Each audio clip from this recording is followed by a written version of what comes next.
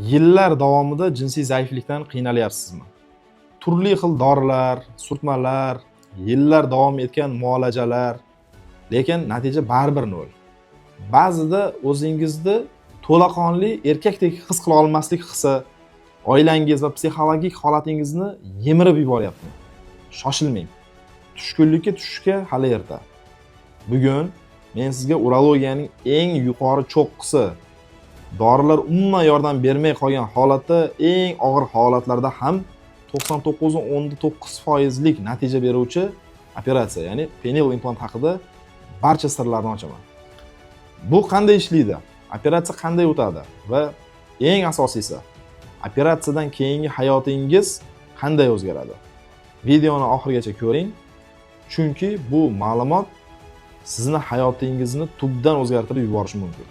Ko'p yillik tajribam, amaliyotimda o'tkazilgan 1000 ga yaqin muvaffaqiyatli penil implant operatsiyalar tajribasiga tayanib, bugun sizga erkaklar salomatligidagi eng muhim va yopiq mavzulardan birini ochiq-oydin, ilmiy va tushunarli tilda tushuntirib berishga harakat qilaman. Penil implant bu jinsiy olatning kavernos tanalari, ya'ni xom bilan to'ladigan qismini ichiga o'rnatiladigan maxsus tibbiy silikondan yasalgan aqlli qurilma yoki moslamadir.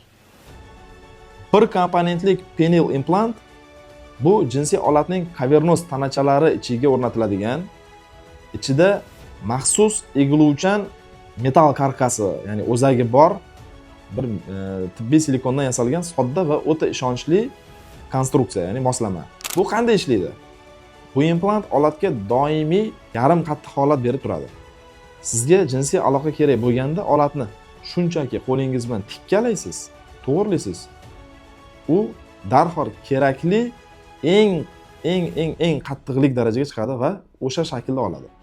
Aloqa tugagach, kundalik hayotda va kiyim ostida bilinmasligi uchun uni pastga egib qo'yasiz. Jarayon shu qadar sodda.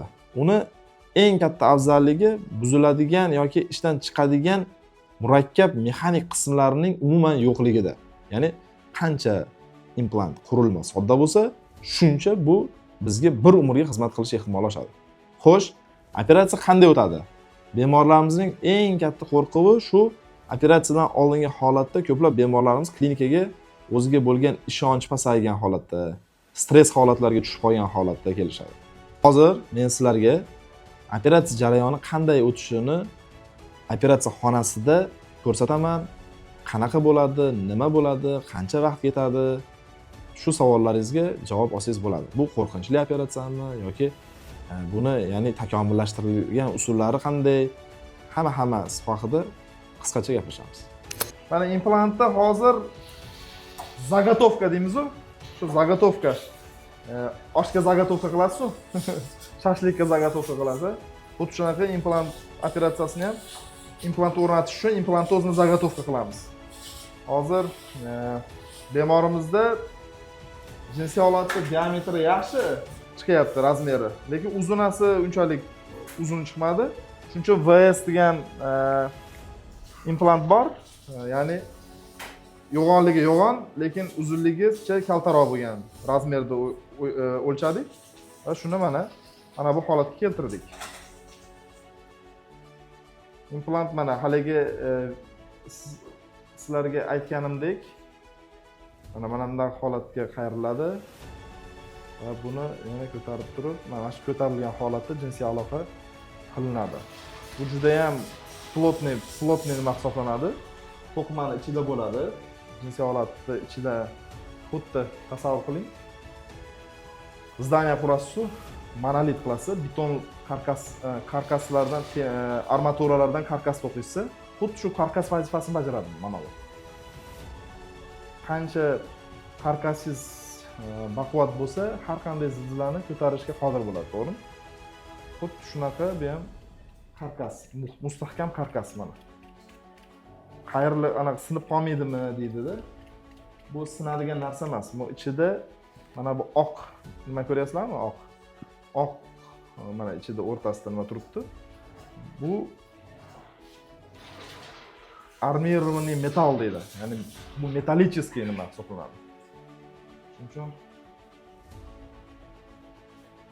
hech xavotir olmaydi. Baquvvatligi, pishiqligi jihatidan umuman nima bo'lishi mumkin emas. Mana kichkina kesma qilingan 3 sm kesmani prosta jarohatni kengaytirgich, ya'ni retraktor deydi. Retraktor skota yordamida kengaytirganmiz jarohatni. Hozirlar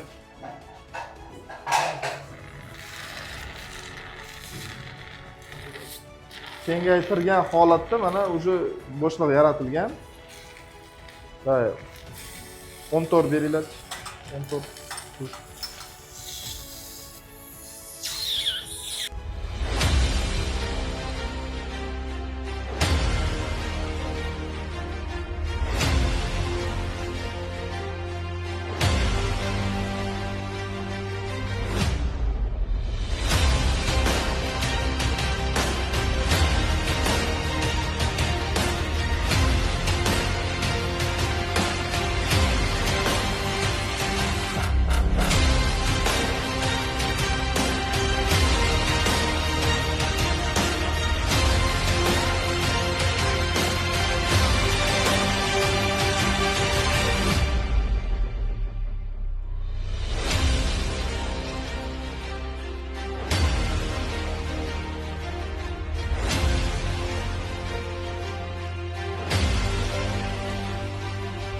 Operatsiyamiz davomiyligi yarim soat tashkil etdi.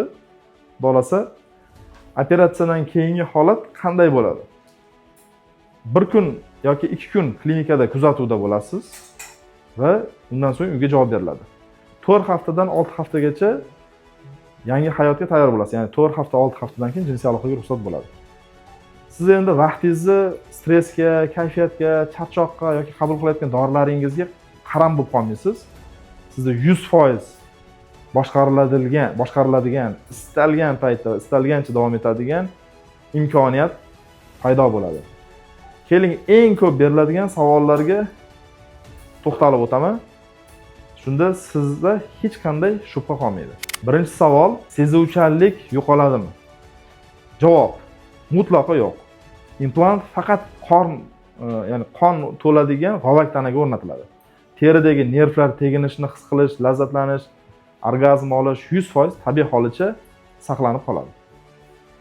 Ikkinchi savol, siydik chiqarish va farzand ko'rishga ta'siri bormi yoki aks ta'sir qiladimi? Javob: yo'q.